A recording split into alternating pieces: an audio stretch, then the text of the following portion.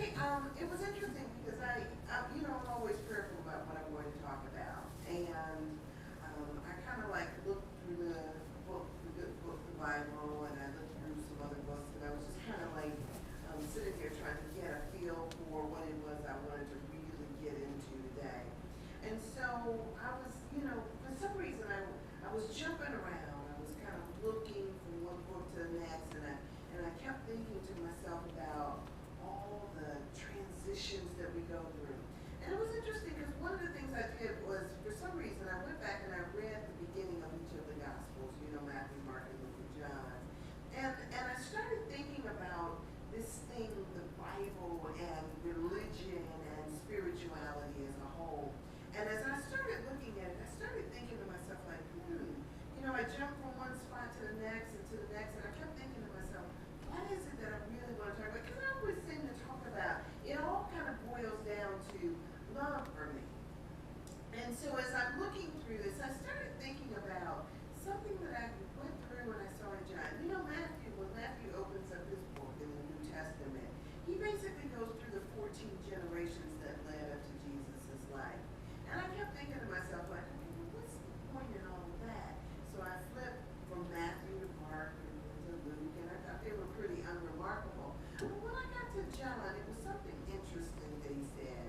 In that first chapter, it says, in the beginning was the Word, and the Word was God, and the Word was with God. And I, of course, then went back to the first part of Genesis and thought, we started going through, and I thought about all the creation myths. You guys know I love mythology. And I thought about the creation myth, about, how God created the heavens and the earth, and how they were without form and all that stuff, and then said to let there be. And then I noticed, and it popped up in my mind to kind of follow along with my thoughts. Because our thoughts are not, I always think that everything happens and everything comes to us on purpose. And so when God is speaking to me, it's usually through that still small voice. So I'm kind of receptive and open to stuff. And so I started thinking about the creation myths of different countries and how all of them have some type of story about how man was put here. But now, in the beginning, no matter where we start off, it says that in the beginning was the Word. Now, it's interesting because when I was coming up through my Baptist church upbringing, they would say that the Word was Jesus, right? And they kind of made it seem like the Word and Jesus was one and synonymous, but it said in the beginning was the Word. And I know that when the Word was spoken, when God said, let there be, it wasn't just one voice, it was a chorus of voices, of which yours was a part of. And all of them spoke this word. And this allness, when they say God is all there is, it is because it's not over here and over there. It is this oneness, this one spirit, which we all take part in. This breath of life that is your life. So I started thinking about this. In the beginning was the Word. Now the Word, whoever speaks it, is the Word. Y'all, hopefully I'm going to step on your toes today. I'm hoping. And if I don't, then it means I'm not saying something right. But in the beginning was the Word. Each and every one of us communicates through word. We have thought, sure enough, we are thought. We talk about the power of our thinking. But a thought is just a thought until it's communicated to somebody else. And without words, how do we communicate? Yeah, we can talk about sign language, but those point to words, right? We can write it down, but those are words that we're writing. That is how we communicate and how we've communicated over time, since time began. So even in the beginning, back in the day, way back, before all of this occurred, we had to have a form of communication for us to communicate one to the other. Sure enough, y'all, I know. At some point we did totally communicate telepathically. And hopefully we'll get there again. But for us, since we kind of disconnected ourselves from that, of feeling one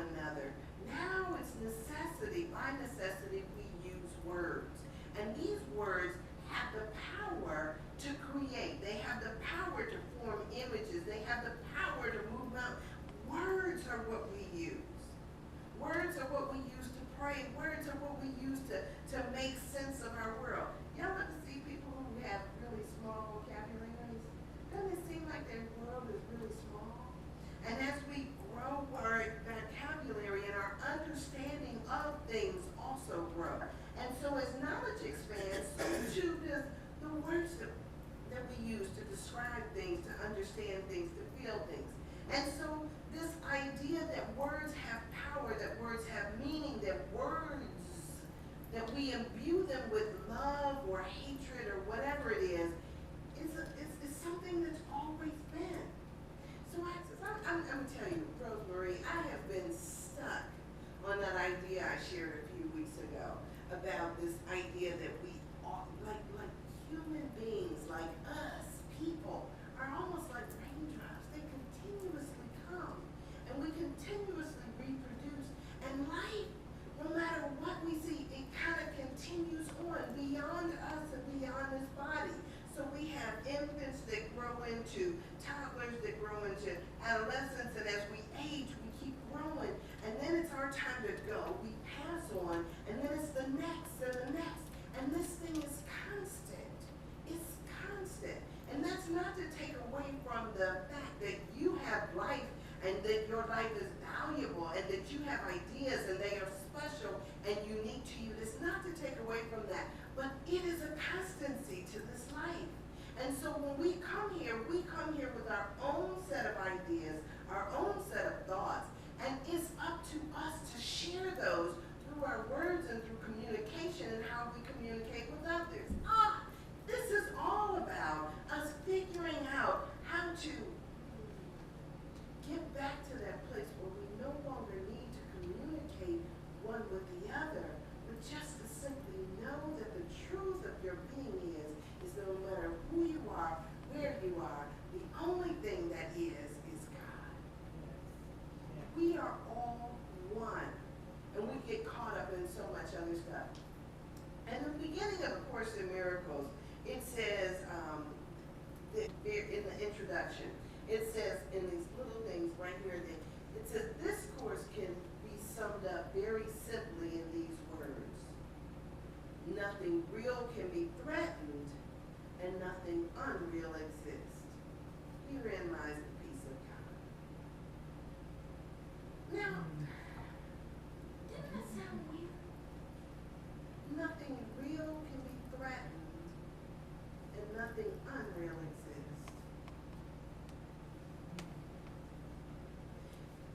But we're talking bags of mostly water, right? We're humans, and we will one day leave these bodies, right? And when we think about it, we hear about these ideas of war, rumors of war, people getting killed, puncturing these talking bags of mostly water, people dying, people expiring. And we think, how can nothing real be threatened if my life can be threatened? But when you look at life as only about one person, if you think about it as only this body, then you kind of minimized it down to so little. Now, why am I saying this? Is it because I'm menopausal? Is it because I'm getting older and I see myself getting older when I look in the mirror? Is it that I see this progression of life and know that I probably got more years behind me than in front of me? I can't get stuck on the past, right, Oscar? I can't get stuck on what has been. I'm living here and now. And if I'm stuck looking back at what was, when I was younger, what am I going to say? I was this size. You hear people all the time. They talk about the past.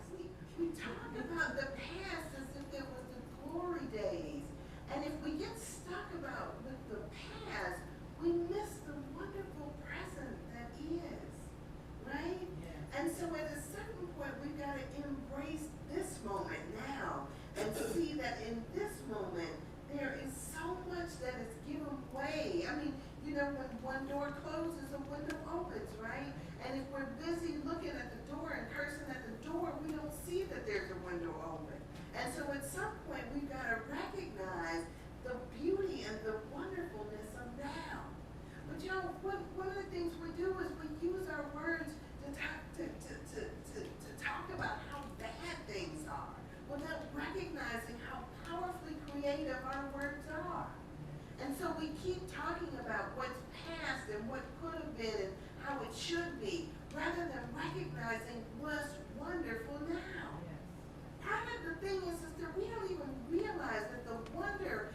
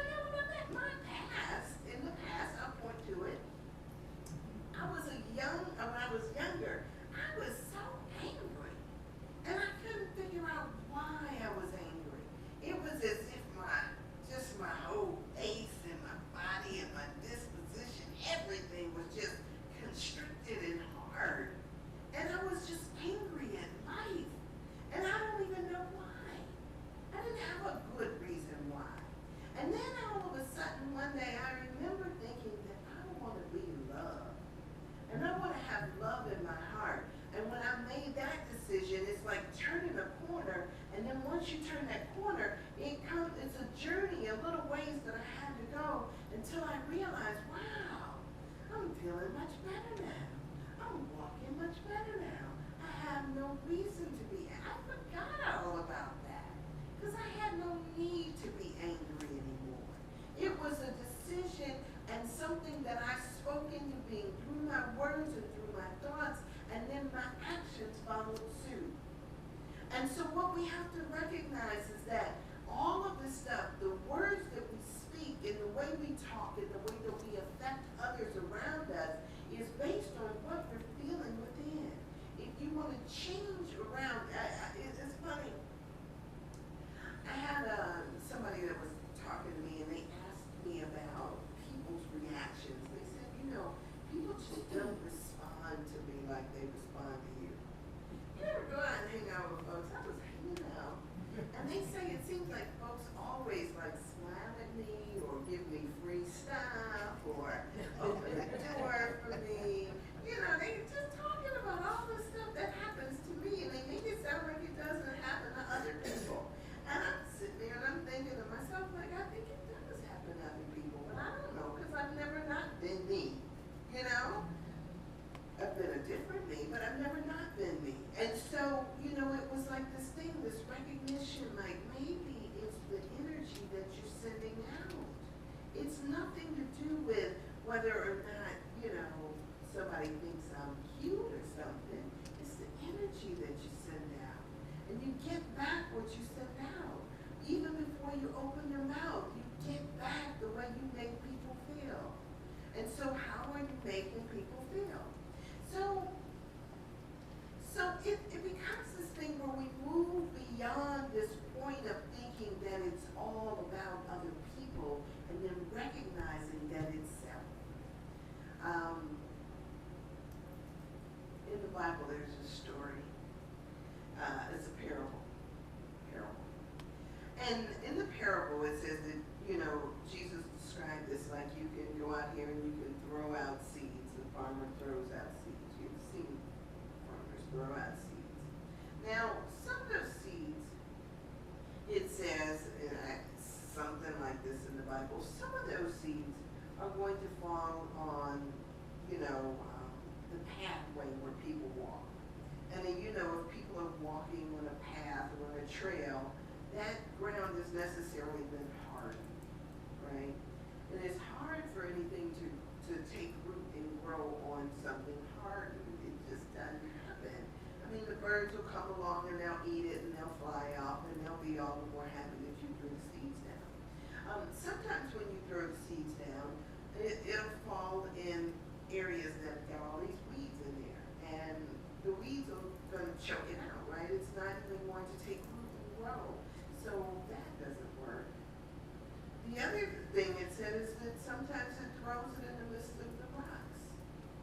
And because it's got all those rocks there, it's not enough dirt for them to sink into. Or if it does kind of start to sprout out, it can't get the nourishment that it needs because it's in the rocks. He says, but then there's the smart person who actually sows their seed and throws it onto fertile soil.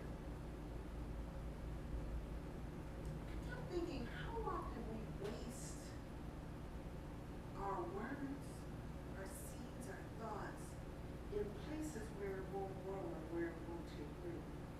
There are certain things that you have to recognize that when you're expending energy and it's not going to give you what you desire in return. So you've got to look for and plant your seeds in fertile soil. Now what's interesting, when I was up in Seattle, my aunt has this beautiful yard. Just breathtakingly beautiful. And I kept looking around like, how do you guys get it like this? And so she's like, you gotta dig in the soil and you've gotta dig all the weeds out from the roots. You just can't you gotta get them up from the roots, and then you put down stuff to make sure that the weeds are not growing back in there. And a lot of times we don't do that with our life. We don't do it with our friends. We don't do it with our finances. We don't do it with anything. We just kind of throw things out there and expect that it's going to be okay. We've got to start making sure that we plant in fertile soil, whatever it is. And not just that, that what we're planting is worthy of us seeing it return. You know what I mean? Yeah. Sometimes we're just throwing stuff out there with no intent of anything coming from it. So so let me go back here. So when I talk about this idea of nothing real can be threatened and nothing unreal exists, I have to ask myself the question, what's real? What's real is what can be reproduced. What's real is it has nothing to do with the physicality of stuff. How do I explain this? So it says in the Bible, that which is seen comes from that which does not appear. Y'all have heard that, right? So if it's in the physical form, the physicality of it necessarily means that there is a temporality to it. It's temporal. It won't last. So those things, they are considered not real because it doesn't have lasting power. But the things that are real are the things that are of spirit, the things that are of thought. You guys, people can write down thoughts and ideas or can share thoughts and ideas, even in the oral tradition, that transcend and extend far beyond their lives. So now, what is it that we're putting out there? What is it that you're putting out there? I had to ask myself this because I had to deal with this idea of words having power. My words having power. My words and the honor of having somebody listen to them and hear them. What is it that I want to reproduce? So what's important about words? Let me say for a minute that when we talk about words, we want to make sure that the words we speak are filled with love. The words we speak being filled with love, the words we speak being filled with purpose. How often do we talk just to hear ourselves talk, right? How often do we just kind of, talk at things and about, so for one, let's talk about this being impeccable with our words, having value with our words, knowing meaning to our words, and then if we move on from there, then what seeds are we trying to plant with our words? You know? What seeds are we planting with our words?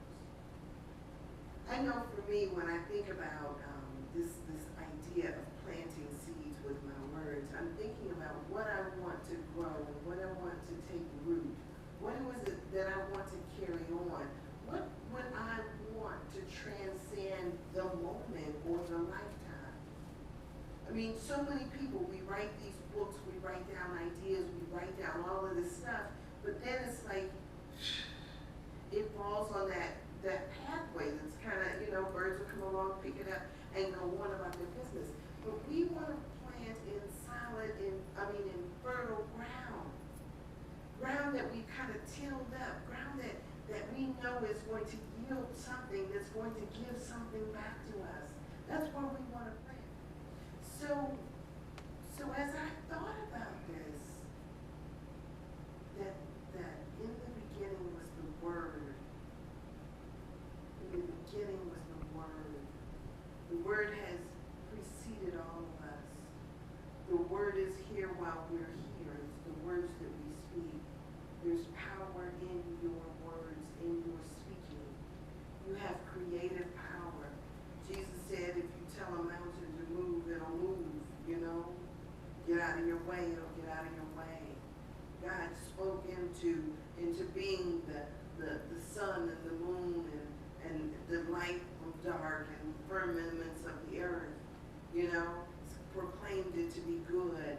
There is power in all of these things, but there's also power in your words. What are you speaking in power? What are you giving power over in your life? What are you saying I can do? What are you saying I can't do? What is it we're speaking into our children's lives? Are we lifting them up? Are we giving them self-confidence? Are we building up and knowing that in the future that they are the people who will rule the world? Are we doing that? What is it that we're doing as we get older? Are we imparting wisdom to somebody else? Are we talking about the things that we've learned and that we've seen? I know for me, I'm sitting there and I look at stuff all the time and I think, like, man, if I had this all to do over again, what would I do different? And how would I do it differently? And would I be so consumed with the things that I am consumed with? But you know what's funny?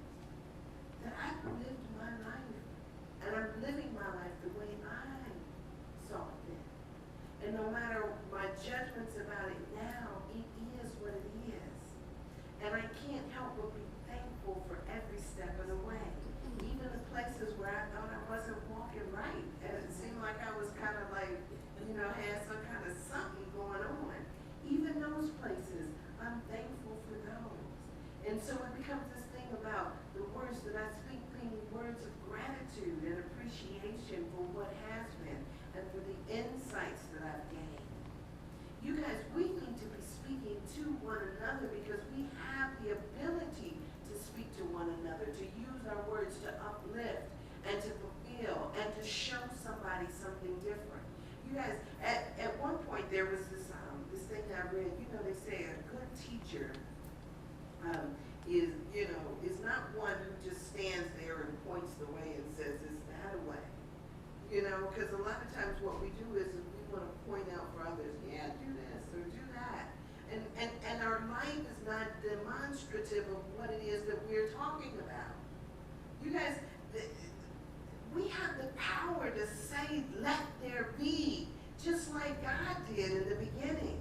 But our lives are not demonstrative of what it is that we're talking about. We just can't say, go that way. It's like, why don't you walk that way and then leave a trail for somebody else to follow? Or say, hey, you know what? If you keep walking that way, you're going to come to such and such a corner, and then at that corner, you're going to have a decision to make. And base your decision not based upon what the masses are thinking or who's going to think you're the best dressed or the slimmest or the cutest, but base your decisions based on the happiness or the love that you want to bring to the moment. You walk the path and you leave crumbs for people to follow. And you don't just talk about it, be about it, right? And so it becomes this thing of my life being a demonstration of that. God in the beginning was the Word. I've now got the Word. It's like, can you imagine yourself as the flame bearer? Remember back when fire was hard to come by and they had a flame bearer that used to run around with the flame and just lighten up because nobody had the ability for matches and the flame was something special. Your words should be like that flame. That without it, what? So let our words be something that lights up the room. Let our words be something that conveys love and the possibility for tomorrow. Don't just let it just be about nothing, because when you let it be about nothing, then you don't even trust in your own word, right? So let it mean something. Let it have resonance. Let it be about something. Because when it says here that God was the Word, you are the Word of this now moment. You are it right here, right now.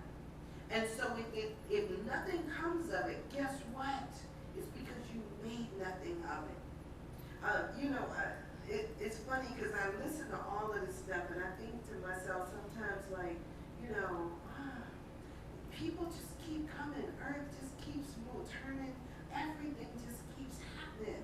Before I know it, it'll be my time to transition out of here. But, from what I'm seeing, I'll probably be right back. And I'm thinking to myself like, okay, if I'm coming back, I'm not going to be able to remember the stuff that's thing that I did before, the past is the past. It's no more. It'll be a brand new, brand new. And so this lifetime, my journey has been all about figuring out how to convey the love. The only thing, it says nothing real can be threatened because the things that are real are not the things that will pass away. The things that are real are those things that we're able to instill in those others that are around us. I read a quote somewhere that says that as long as somebody is alive to remember you, how you've affected them, how you made them feel, whatever it is, as long as somebody is alive, then you shall never die, right? And so can you imagine that you are carried on through how you've affected other people? It's funny because Jesus, when all those people, Matthew, Mark, Luke, and John, y'all know those folks weren't born when Jesus was talking, right? They weren't even on the earth when he was talking all that stuff. But it was his words that inspired them hundreds of years after he had lived on this earth to write down what they had heard through oral tradition. They wrote down his words because his words had power. Your words have power. You have power right here, right now, to do something different. So you guys recognize that this is not about our egos. Ego, they use this term in egos, talking about easing God out of this place where I think that I am the drop of water named Sandra, and that somehow I'm different from all the rest of the drops that are out here. We're all part of this one big ocean that is God. All part of it. And so once we get beyond our ego and recognize that we all flow together, if we are all working this together, then it'll be this big, massive love that we are. We will recognize, democratize this sense of God present right here, right now. Right? No separation, no nothing. It just simply is. So if we could just get to that and then recognize that I'm not just here for me. I'm not just here for me. I'm here for every life that I can affect and every possible touch. God is all that is. God is everywhere present, in all and through all. Oscar wants to say something before we end here. I don't know, as you were talking, I thought about love is as love does. You meet people today, you stay on the phone, they're not, they just act like, this is a job, they'll tell you to wait and wait. And sometimes you go in a place and you kind of feel down. But at that point where you project love and say, have a nice day, it's a change of attitude. So I might feel as though it's useless to deal with this person, but I deal with it every day. I'll hold the door for a lady older than I am, and she thanks me. In other words, what I'm saying is just, in the word you was trying to say, my mother said, if you can't say something good about a person, don't say nothing at all. Right. Well, there's people who can express the love, but they can't express it in the words that you would expect them to because of your intelligence. And I don't care how intelligent you get. When you stand up, if you're not communicating with the people you're talking to, you're not doing anything. I agree. I absolutely agree. It's interesting. I always think to myself that the Course in Miracles says that what's missing is always what you fail to bring. Yeah. Yes. Not about somebody else. What's missing is always what you fail to bring. And so I think to myself, if love is not here, it's because I didn't bring it. I don't look at somebody else, not about what somebody else does, says, doesn't do. What's missing is always what you fail to bring. All right, so pray with me for us. So Mother, Father God,